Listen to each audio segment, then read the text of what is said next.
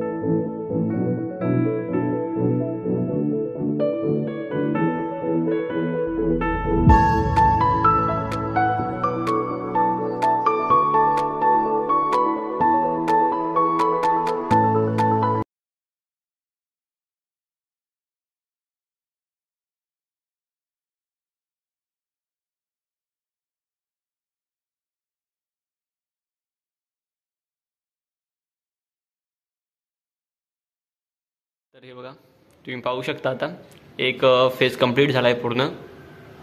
हे बघा, पूर्ण रिअलिस्टिक वाटतो एकदम. 9:30ला मी स्टार्ट केला होता आणि आता वाजले आहेत 1 वाजायला आलेत. 10 मिनटं बाकी आहेत. हा आपला आहे रेफरन्स फोटो इकडे लॅपटॉपवरती, आणि हे सर्व माझं व्हिडिओचा बनवण्यासाठी ट्रायपॉड वगैरे. इकडे सर्व पेन्सिल आहेत. हे बघा, एकदम छोटी झाली आहे पेन्सिल. ही आहे HB पेन्सिल स्टॅटिलरची.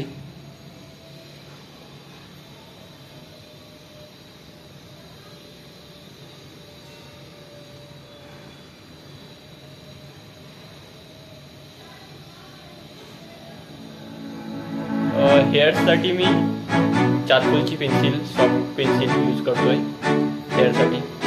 आणि फेसवरती 2B, HB आणि 4Bच्या पेन्सिलचा यूज केला आहे मी.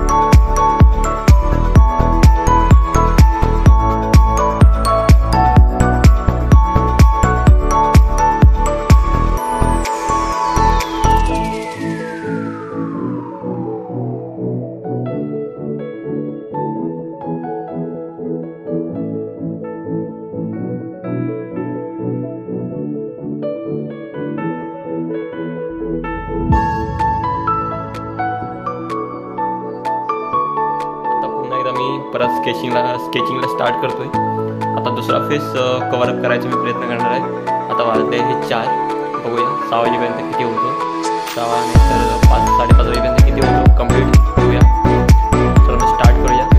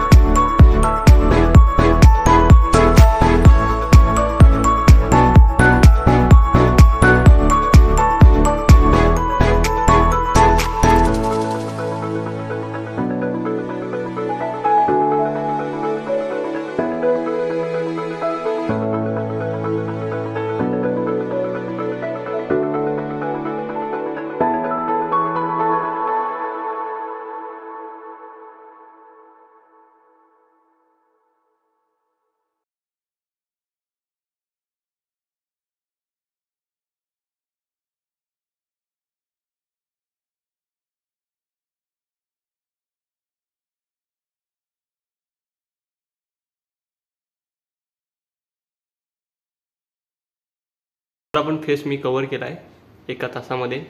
आता वाजले आहेत, मी 4 वाजता स्टार्ट केलं होतं परत स्केचला चालू दुसऱ्या फेसला, आणि आता वाजले आहेत 5:15. तर कमीत कमी मी 1 तासामध्ये हे स्केच कव्हर केलं आहे. फक्त आता ड्रेस राहिलेला आहे, तो आपण पुढे करूया. आणि मोबाईलची चार्जिंगसुद्धा संपली, तर मोबाईल चार्जला लावूया आधी. कसं वाटतं स्केच नक्कीच कमेंट करून सांगा.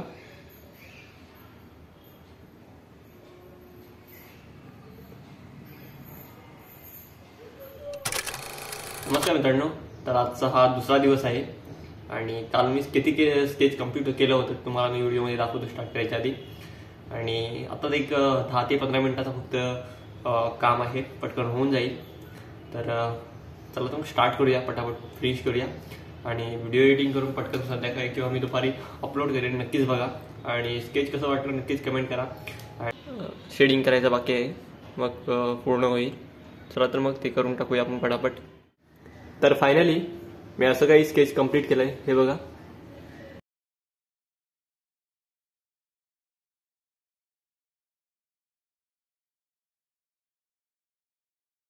आता मी तुम्हाला सांगतो मी कोणकोणत्या पेन्सिलचा कुठे कुठे वापर केला आहे.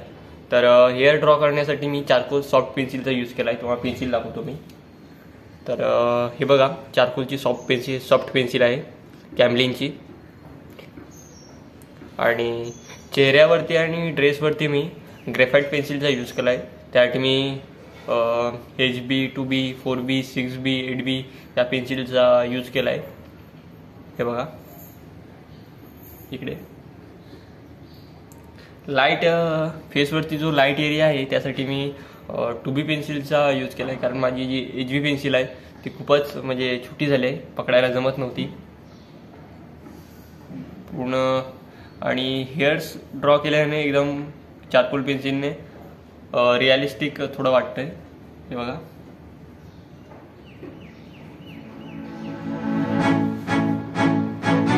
तर आजचा व्हिडिओ तुम्हाला कसा वाटला नक्कीच कमेंट करून सांगा. चॅनलवरती नवीन असाल तर सबस्क्राईब करा. भेटूया एका नवीन व्हिडिओमध्ये. तोपर्यंत सर्वांना धन्यवाद.